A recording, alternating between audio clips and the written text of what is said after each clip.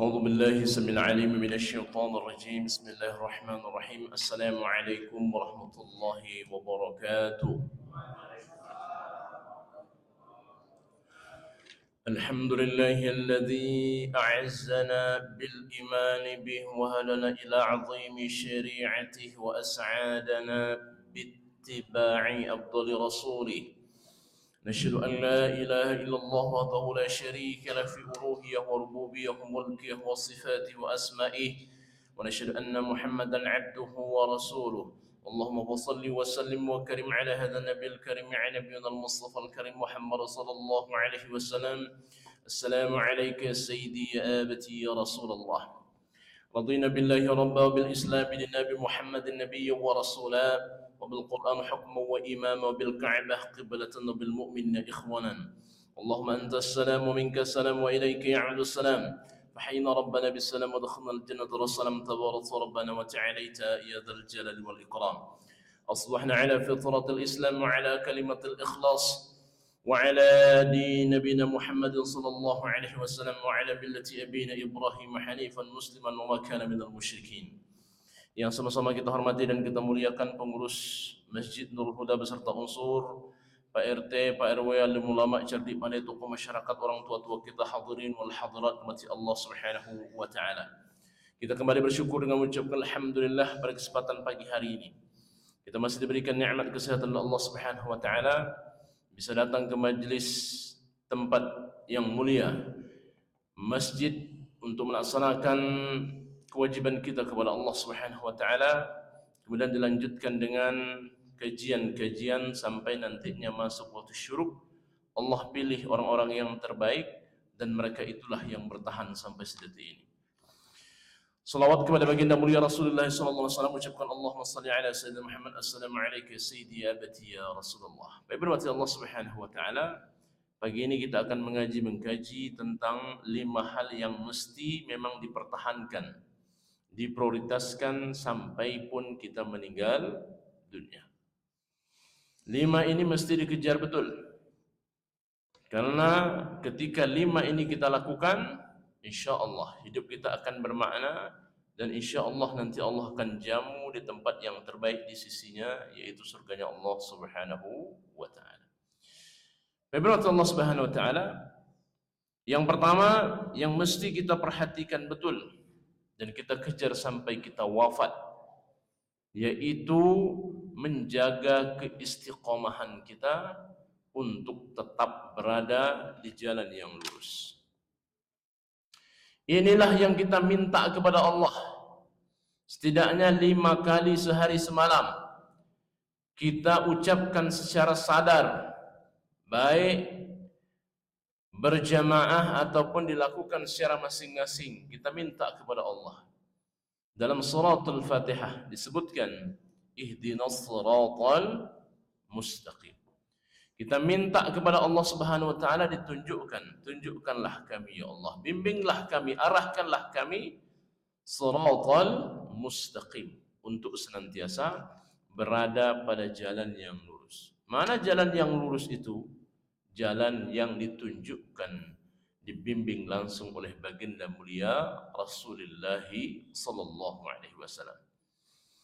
Maka kalau kita ikut jalan ini, maka inilah jalan yang akan membimbing kita bertemu dengan Allah. Nah, kita minta sehari semalam kepada Allah, dan kita rawat, kita jaga ini. Karena ketika seseorang istiqamah dengan jalan lurus ini, wafatnya, meninggalnya baik. وَلَا تَمُوتُنَّ إِلَّا وَأَنْتُمْ مُسْلِمُونَ. Jangan wafat, jangan meninggal, jangan mati sebelum benar-benar kita berserah diri kepada Allah. Maka kalimat akhirnya adalah La ilaha illallah. La yadkhulul jannah. Maaf. Man kana akhir kalamihi la ilaha illallah. Siapa akhir kalamnya, akhir nafasnya, dia sebut nama Allah, dia bertauhid kepada Allah, dia ucapkan la ilaha illallah, dakhalal jannah, maka Allah akan anugerahkan surga kepadanya.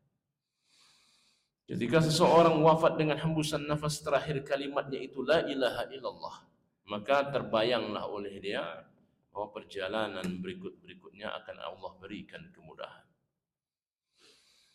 Dan orang yang istiqamah ini balasannya tak lain tak bukan surga. Innal ladzina qalu rabbuna Allah thumma istaqamu. Sesungguhnya orang yang mengatakan Allahnya sebagai Rabb. Innal ladzina qalu rabbuna Allah. Secara sadar dia katakan Allah itu Rabb saya. Alhamdulillahi Rabbil Alamin. Rabb, rububiyah, yang mengatur, yang menjaga, yang memelihara Allah.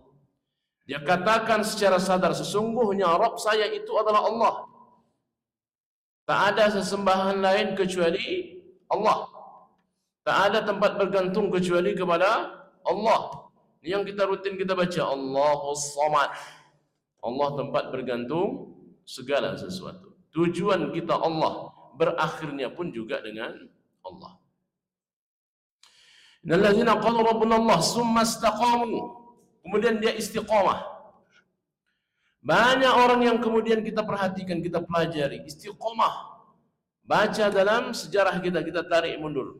Orang-orang yang istiqamah di jalan Allah, balasannya surga.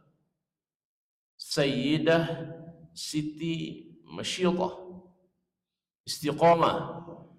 Suaminya dilemparkan, anaknya kemudian dilemparkan di tempat yang memang menyayat hati.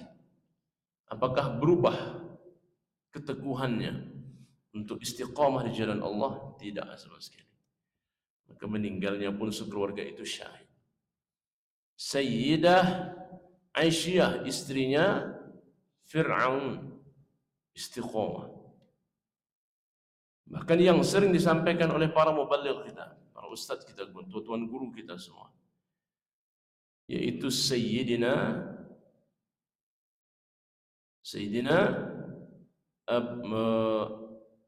Bilal ibn Rabah,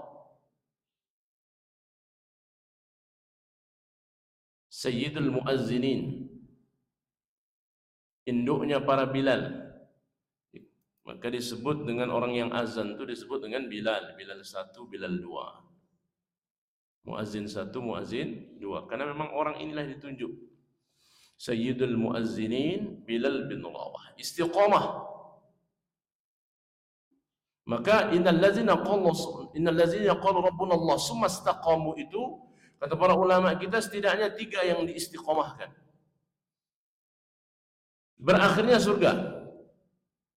Tatanazzalu alaihimul malaikatu alla takhafu wa la tahzanu wa abshiru bil jannati allati kuntum tu'adun. Maka balasannya itu surga. Istiqamah itu 3 yang dijaga. Yang pertama, dia istiqamah dalam tauhid. Sekali la ilaha illallah sampai mati la ilaha illallah. Nah, inilah contoh yang kami sebutkan di awal tadi. Dia tak akan goyah sedikit pun. Dengan kalimat ini kami hidup, dengan kalimat ini kami mati, dengan kalimat ini pula kami dibangkitkan. La ilah, tidak ada ilah, la ma'bud wa la ta'ah illallah. Tidak ada sesembahan, tidak ada ketuhanan kecuali kepada Allah Subhanahu wa taala. Ini istiqamah dalam ketauhidan. Maka salah satu doa yang mesti dirutinkan adalah tadi yang dibacakan, asbahna ala fitratil Islam wa ala kalimatil ikhlas wa ala dini nabiyyina Muhammadin sallallahu alaihi wasallam wa ala millati abina Ibrahim hanifan musliman wa ma kana minal musyrikin. Kita minta diistiqamahkan kepada moyang kita yang kita ikuti dia. Siapa? Nabi Ibrahim alaihissalam. Turun ke bawah, melahirkan salah satunya Nabi yang akhir zaman, Sayyidul Anbiya wal Mursalin, melalui jalur Nabi Ismail. Turun ke bawah, sampailah kepada Bani Hashim. Nah, salah satunya itu adalah Sayyidina Abdullah, melahirkan anak namanya Nabi Muhammad sallallahu alaihi wasallam. Muhammad ibni Abdillah disebutkan. Nah, kita minta kepada Allah diistiqamahkan. Allahumma dina bihidayatil Islam. Kita juga minta kepada Allah hidayah Islam itu. Berikut Allah Subhanahu wa taala, istiqamah yang pertama adalah tauhid. Sekali la ilaha illallah, tetap la ilaha illallah. Yang kedua, Bapak Ibu Allah Subhanahu wa taala, yaitu istiqamah dalam ketaatan kepada Allah. Istiqamah ini berat memang. Qul fil islami qawlan, sahabat Rasulullah bertanya kepada Rasulullah, sampaikan kepadaku ya Rasulullah satu perkataan, la as'alu, tak akan aku tanyakan kepada selain engkau. Maka Rasulullah mengatakan, katakan qul amantu billah summa istaqim, berimanlah engkau kepada Allah kemudian istiqamah. Nah, itu saja sudah cukup. Berimanlah kepada Allah kemudian istiqamah. Nah, istiqamah memang berat, apalagi istiqamah dalam ketaatan. Itu berat sekali. Khasyatullah ta'ala fi sirri wa alaniyah. Yang berat itu adalah menjaga ketaatan dalam kesendirian. Dalam keramaian seperti ini orang bisa memanipulasi perilakunya. Tak taat dibuat taat, orang juga bagus. Tak pernah baca Quran, orang nampak. Dia pegang tasbihnya, dia putar-putar tasbihnya, dia tekan-tekan tasbihnya di depan kawannya. Nampak. Tapi dalam kesendirian, di rumah masing-masing, tak ada orang yang menyaksikan. Dimatikannya lampu. Nah, disitulah yang mesti istiqamah dijaga juga. Yaitu istiqamah menjaga ketaatan kepada Allah, baik dalam keramaian ataupun dalam kesendirian. Inilah maksud hadis dikatakan, ittaqillah haitsuma kunt. Bertakwalah kepada Allah dimanapun engkau berada. Di ramai orang bertakwa, di sendiri pun juga takwa. Nah, ini mesti istiqamah kan, dijaga betul. Berat dalam kesendirian memang, tapi yakinlah orang-orang yang istiqamah menjaga dirinya dari maksiat kepada Allah, maka semakin tajamlah imanan.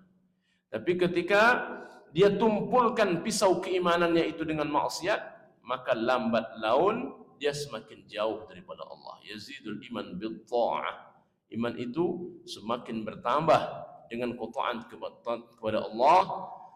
Wa yanqusul iman bil ma'siyah. Dan iman itu mulai terkikis, berkurang, makin tumpul pisaunya dengan maksiat kepada Allah dalam keramaian, lebih-lebih dalam kesendirian.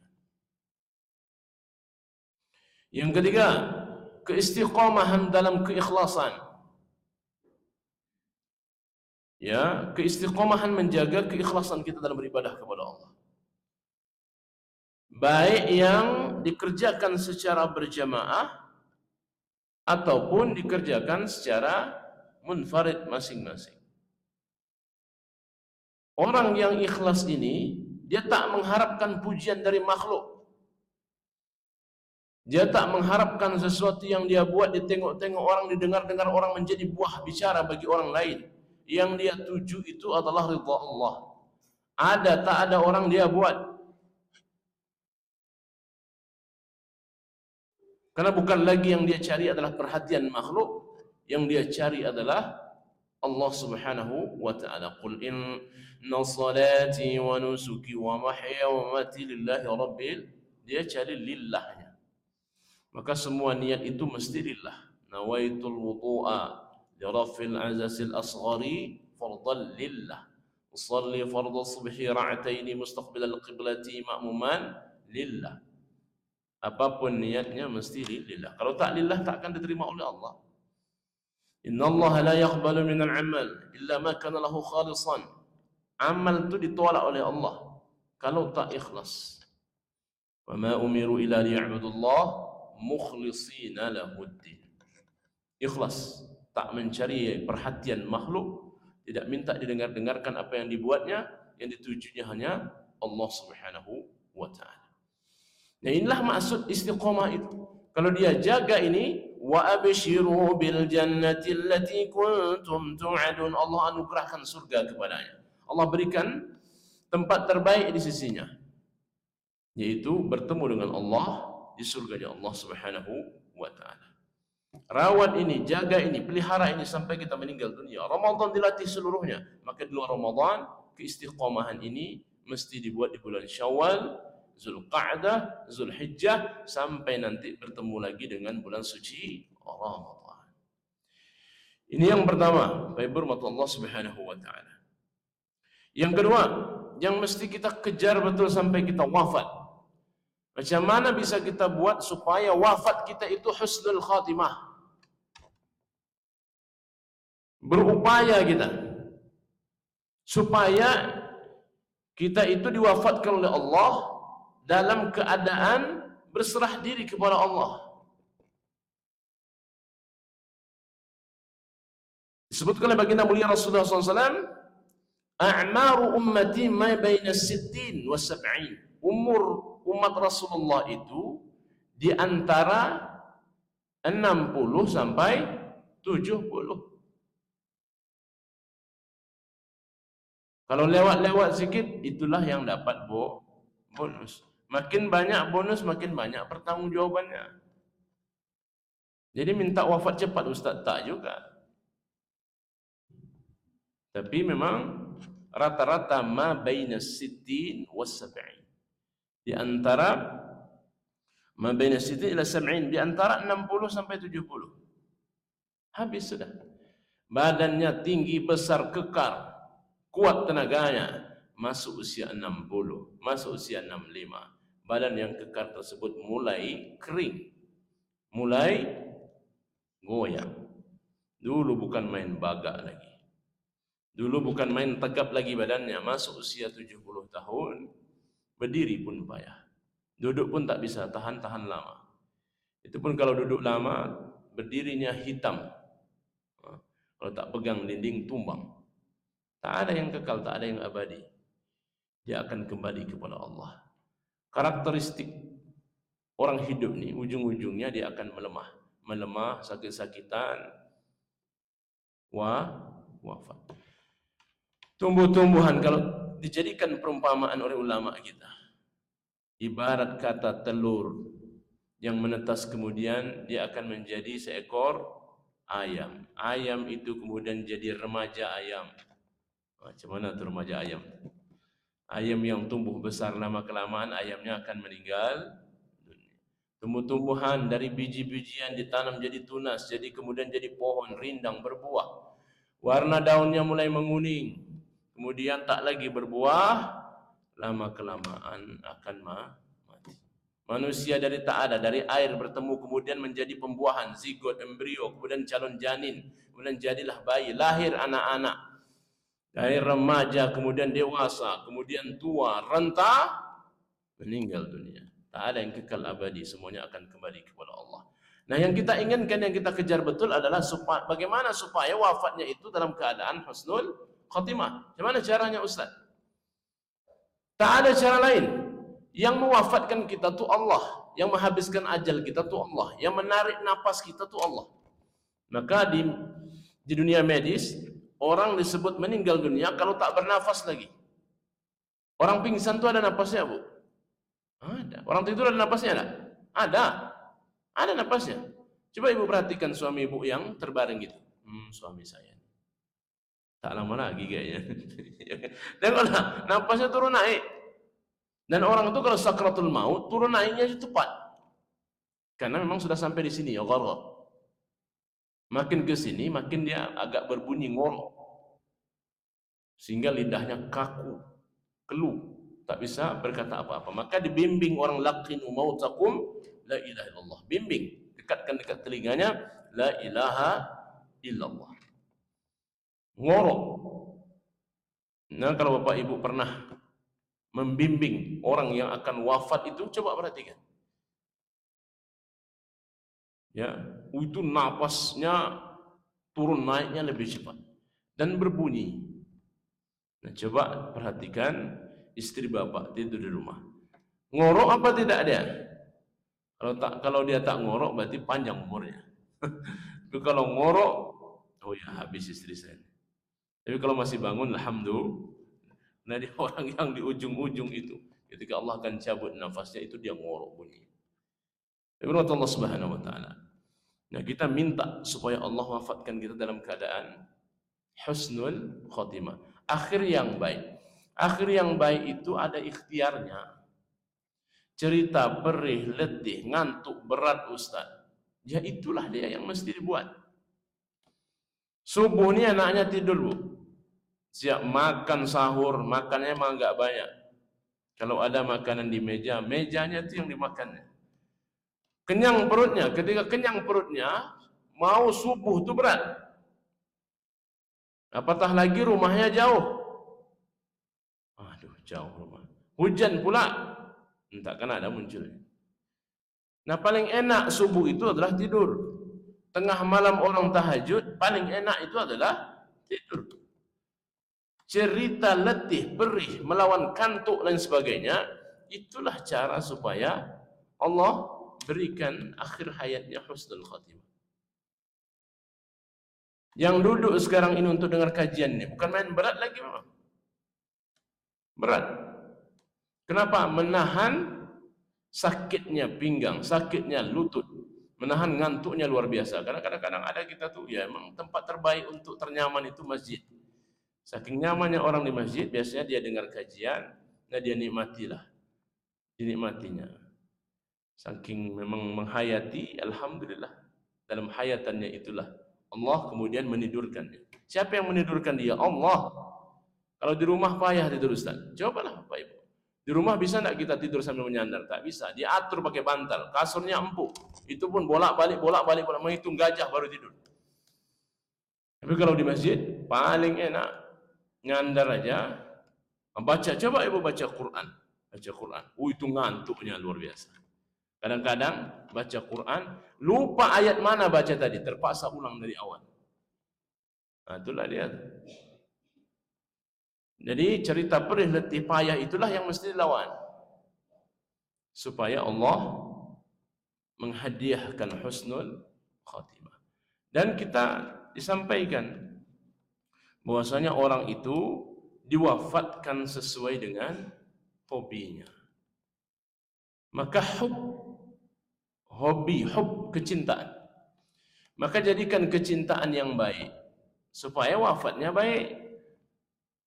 Ibu-ibu yang rajin sholawat, meninggalnya dalam sholawat. Ibu-ibu yang rajin baca Quran, wafatnya itu pas baca Quran. Pendakwah sedang ngaji, itulah dia meninggal dunia. Qari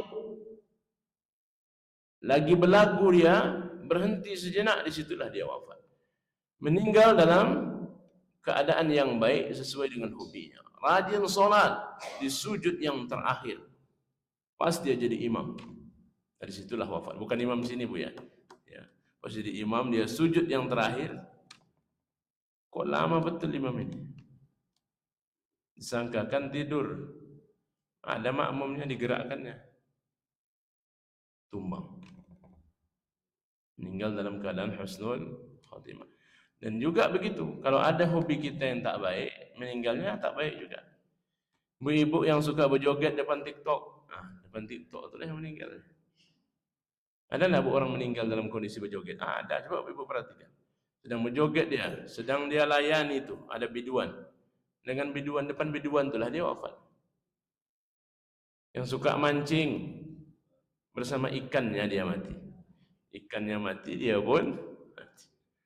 Maka supaya baik, taat kepada Allah, lawan rasa ngantuk, rasa malas, jadikan hobi-hobi yang baik itu untuk menjadi rutinitas. Maka Allah akan wafatkan dalam keadaan husnul khatimah. Kalau usia sudah senja, kapal yang akan berlayar tak lama lagi akan berlabuh di tempat yang dituju. Maka diingatkan, ma bainas sittin ila sab'in, kalau sudah sampai usia 60-70, jangan lagi pakai pakaian anak-anak usia 17 tahun.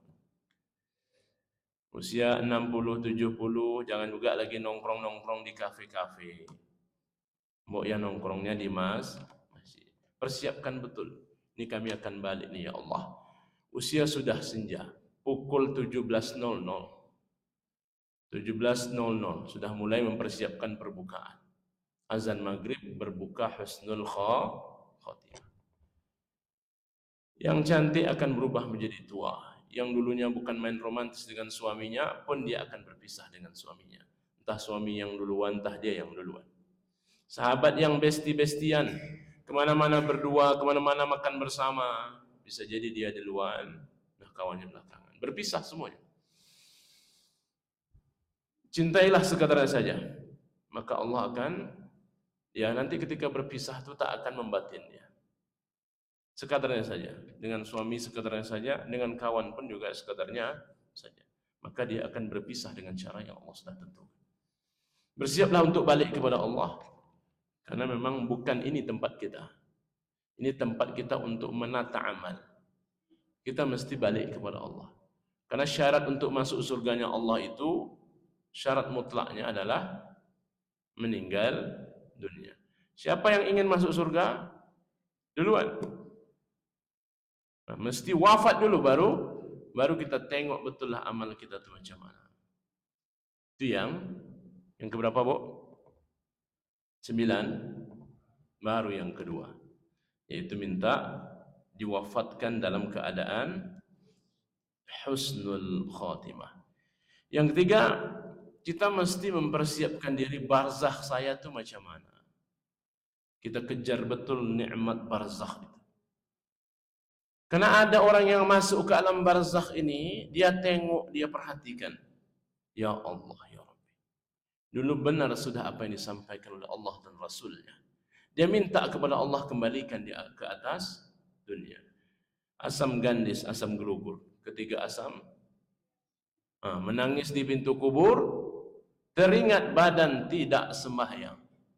Baru menangis air mata darah, apa mau dikata, anak yang ditinggal pun juga tak ingat dengan dia. Justru anak yang ditinggalnya bermaksiat kepada Allah, dia tengok betul, ya Allah, azab kubur ni ada, anak yang ditinggal pun juga sama. Harta dulu yang diperoleh dengan cara yang tak baik.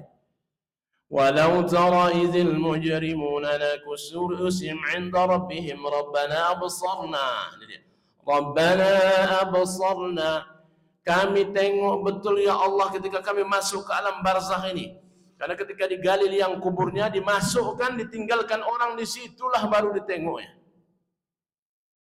Bila Israel. Lanjut Pak. Bila Israel datang memanggil di pembaringan sekujur tubuh,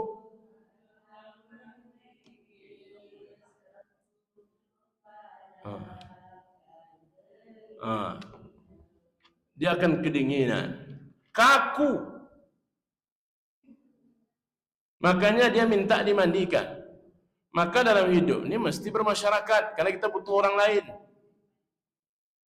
Kecuali dia bisa mandikan sendiri. Saya mandi sendiri aja Ustaz, saya kafani sendiri, tak butuh orang lain. Ya, begitu enak. Masalahnya orang hidup minta diurus, orang mati pun minta dia urus. Coba buat kesepakatan, tak baik pula sebenarnya. Yang tak mau aktif tak usah diurus. Ya, maka kita butuh masyarakat. Maka di masjid itu ada serikat kematiannya untuk mengurus langsung orang-orang yang telah Allah panggil. Maka baik berkat Allah Subhanahu wa taala, masuk alam barzakh, ditimbun gelap gulita, ditengoknya ya Allah, terdengar oleh dia teriakan, siksaan itu terdengar oleh dia, bahkan dia nampak betul. Rabbana absarna, kami tengok ya Allah, wa sami'na, kami dengar. Kiri kanan tetangga ini pada berteriak-teriak, sedang diazab di kuburnya. Diazab Ustaz? Iya. Kalau sudah dapat azab kubur, alamat kapal tenggelam berikutnya. Apa yang dia minta kepada Allah? Rabbana absarna wa sami'na farji'na, ya Allah kembalikan kami ke atas dunia. Dia minta dibalikkan ke dunia. Apa yang ingin dikerjakan? Na'mal salihan. Kami kembali ke dunia, seluruh yang engkau perintahkan terkait dengan amal soleh akan kami kerjakan. Inna muqinun. Kami yakin betul. Karena kami sudah nengok sekarang. Apa mau dikata? Nasi sudah menjadi bubur. Tak bisa lagi apa yang diminta, tak bisa lagi. Maka alam barzakh itu sudah terkunci. Yang tak salat akan datang ular yang akan menyantap tubuhnya. Semua pertanyaan alam barzakh itu tak bisa dijawab oleh dia. Dihafal Ustaz, bisa dihafal, tapi pas di situ lupa dia. Kita tahu, man rabbuka pasti Allah jawabannya.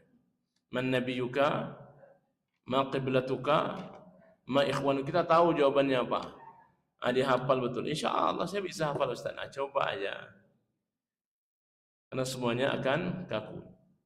Yauma nakhtimu ala afwahihim wa tukallimuna aydihim wa tashhadu arjuluhum. Semuanya bersaksi, apa mau dikata? Nah, dialah kemudian menangis di pintu kubur, teringat badan tidak sembahyang. Dulu di atas dunia beramal soleh, tak mau sholat, tak mau anak ditinggalkan juga tidak baik. Habis sudah. Habis. Nah, maka kita cari betul nikmat kubur ini seperti apa. Tapi yakinlah, ketika poin 2 tadi itu kita kejar, maka masuk alam barzakh, perjalanan berikutnya mudah. Dia meninggal dalam keadaan husnul khatimah, insyaallah seluruh pertanyaan alam barzakh itu akan dia bisa jawab. Maka amal orang hidup mesti sampai kepada orang yang meninggal dunia, mesti dibuatnya. Karena orang itu butuh betul.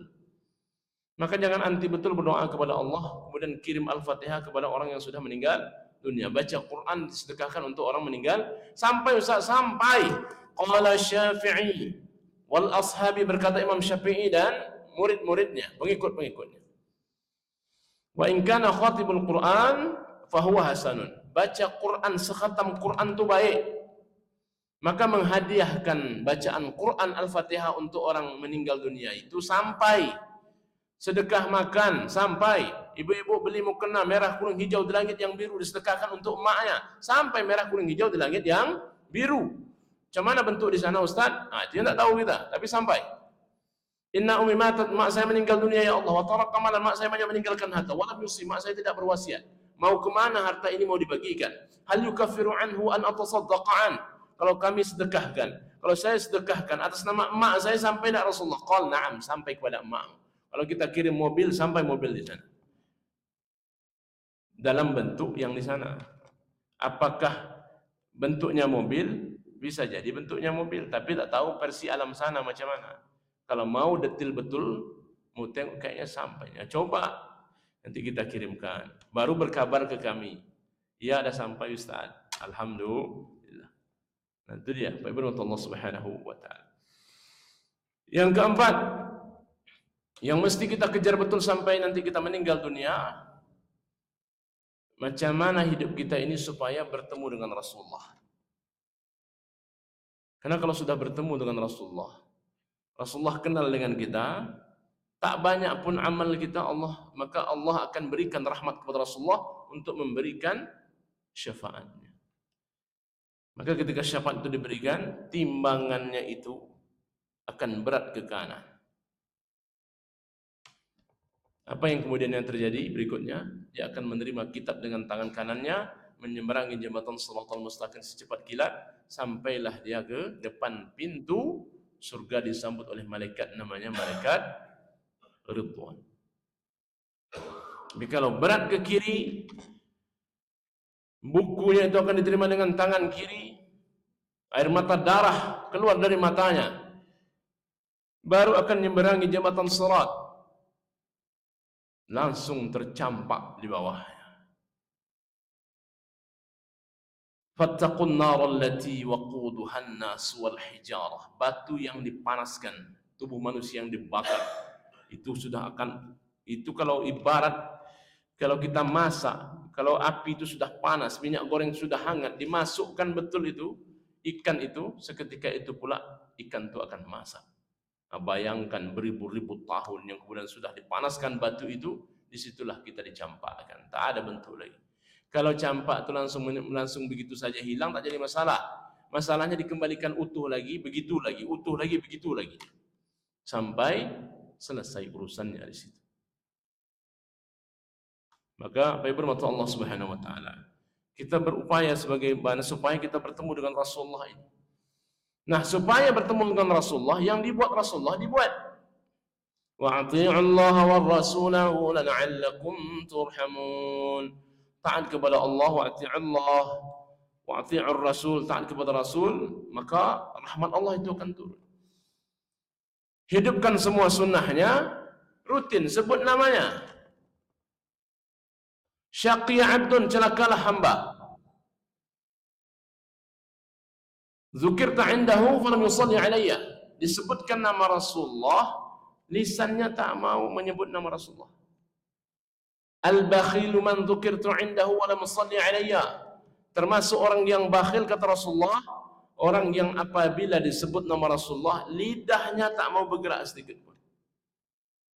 Maka disebut nama Rasulullah itu seminimal-minimalnya ucapkan Allahumma salli alaihi. Nyebut nama Rasulullah pakai Nabi, jangan sebut Muhammad saja. Nabi Muhammad.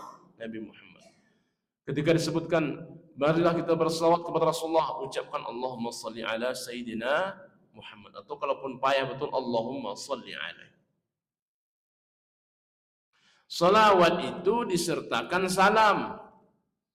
Karena ayatnya begitu. Inna Allah wa malaikatahu yusallu. Allahumma salli alaihi. Itu baru salawat itu. Allahumma salli ala Sayyidina Muhammad. Itu baru salawat, Pak. Salamnya mana? Karena di ayat itu disebutkan Innallaha malaikatahu yusallu. Wahai sesungguhnya Allah dan malaikat yusallu. Itu fi'lul amar. Fi'l amar itu, maka kalau kita rujuk pada kaidah fikihnya itu adalah al-amru al-aslu fil amri lil wujub, asal dari perintah itu hukumnya wajib. Ini fi'l amar, yusallu, berselawatlah kalian. Wajib nak berselawat tu? Wajib. Maka kalau tak berselawat dosa. Nah, begitu kaidahnya. Allah mengatakan salluna 'alan nabi ya ayyuhalladzina amanu sallu 'alaihi wasallimu.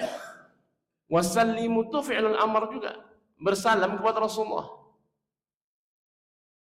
Coba lihat dalam tasyahud. At-tahiyyatul mubarakatus salawatut thayyibatullah. Assalamu alayka. Itu Bu. Ada salam di situ.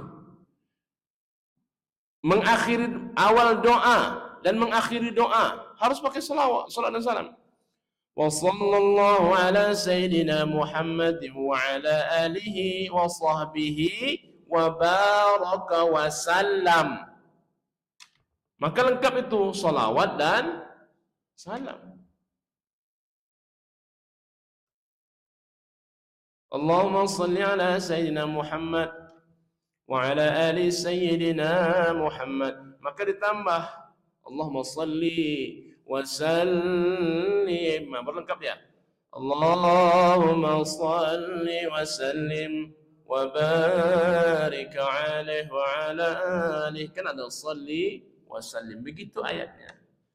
Maka ketika membawa jamaah, kalau kita jadi MC protokol kemudian jadi ustaz pun sama, mari berselawat dan bersalam. Allahumma salli ala sayyidina Muhammad. Assalamu alayka ya Rasulullah. Atau assalamu alayka ya sayyidi ya abati ya Rasulullah. Itu salawat dan salam. Kenapa ini mesti dibuat ustaz? Supaya bertemu dengan Rasulullah, Rasulullah itu kenal. Ketika Rasulullah kenal dengan kita, dia tengoknya ini umatku. Amalnya sikit. Dulu di atas dunia sibuk kerja, amalnya tak banyak, biasa-biasa aja. Tapi dia rutin selawat kepada aku, dia cintaiku meskipun dia tak bertemu denganku. Dia merindukan pertemuan denganku. Maka hari ini dia bertemu, maka Allah berikan kepada Rasulullah untuk diberikan syafaat kepada orang ini. Al-mar'u ma'a man ahab Di surga itu nanti orang akan bertemu dengan siapa yang dia cintai. Kalau kita cinta kepada Rasulullah, maka kita akan dipertemukan dengan Rasulullah. Maka tiap hari zikir kepada Allah dan jangan luput untuk bersalawat. Kalau zikir dibuat 100, salawat mungkin bisa dibuat 100. Nah, boleh yang berdendang-dendang tu boleh, bersyair-syair yang bernada-nada boleh. Allahumma salli boleh. Assalamu alaihi boleh. Ainal anbiya'i assalamu alaihi boleh. Boleh juga yang kami tak bisa Ustaz. Suara ni pas-pas betul. Berselawat pun ya, yang dengar pun menutup telinga. Nah, maka buat biasa saja. Allahumma salli wa sallim wa barik alaih. Jadi kalau salawat itu kalau bisa sebisa mungkin ada salawatnya, ada salamnya. Allahumma salli wa sallim wa barik alaih. Bawa jugalah keluarganya. Allahumma salli wa sallim wa barik alaih wa ala alih, dan kepada keluarganya. Bawa juga sahabat wa ashabihi ajma'in, sahabat-sahabatnya pun juga sama. Nah, itu dia, rutinkan selawat. Yang ke 60, yang terakhir, liqa'ullah, kita minta bertemu dengan Allah. Bertemu dengan Rasulullah tadi sudah kita bahas. Kita minta kepada zat yang kita tuju betul di atas dunia. Kenapa tunggang langgang ke masjid? Tunggang langgang sampai, kata orang Melayu, sampai hitam tempat sujudnya. Kenapa kita buat itu, Bu? Supaya bertemu dengan Allah. Dan Allah ridha bertemu dengan kita. Ketika Allah ridha bertemu dengan kita, surga baiknya Allah berikan kepada kita. Innal ladzina amanu wa 'amilus shalihat. Orang-orang yang telah beriman kepada Allah dan beramal saleh di atas dunia ini, ulaika hum khairul bariyah, tempat mereka itu tempat yang terbaik. Jazaohum 'inda rabbihim jannatu 'adnin tajri min tahtiha al-anharu khalidina fiha abada. Dia dimasukkan ke dalam surga, di bawahnya ada sungai-sungai yang mengalir, dinikmati betul sampai sore hari. Jadi anak senja itu menikmati surga. Nah, bapak yang sobi nongkrong ngopi, ya ngopilah dalam surganya Allah. Radhiyallahu anhum wa radu'an, Allah ridha kepada mereka. Radhiyallahu anhum wa radu'an, dzalika liman khasyiya rabbah, diberikan kepada mereka yang takut kepada Allah. Maka bertemu dengan Allah. Siapa yang suka bertemu dengan Allah? Nah, disebut begitu. Siapa? Man ahabba liqa'illah. Siapa yang suka, senang bertemu dengan Allah, maka ahabba liqa'ah.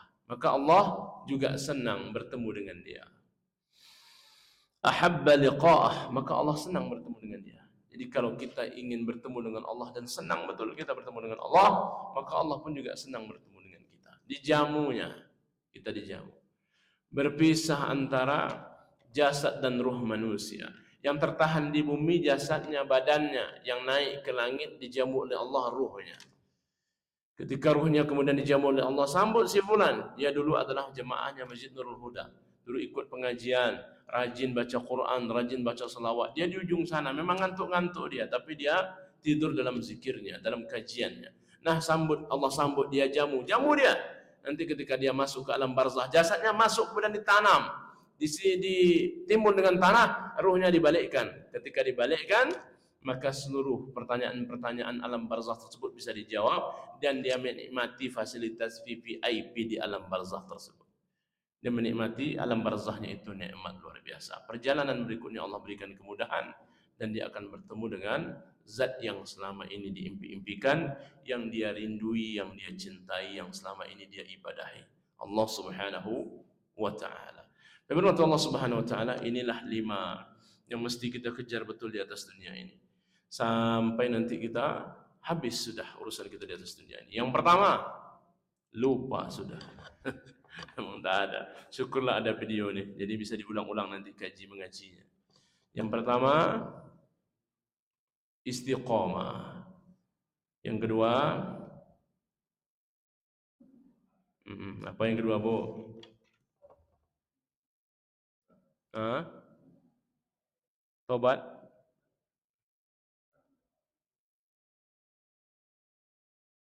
Yang pertama istiqomah.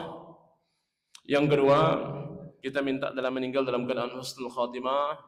Kemudian yang ketiga, kita minta supaya nikmat barzah itu kita dapatkan. Yang kelima, kita minta supaya bertemu dengan Rasulullah. Dan yang keempat, kita bertemu dengan zat yang kita cintai, Allah Subhanahu wa taala. 5 inilah yang mudah-mudahan memberikan manfaat untuk kita bersama.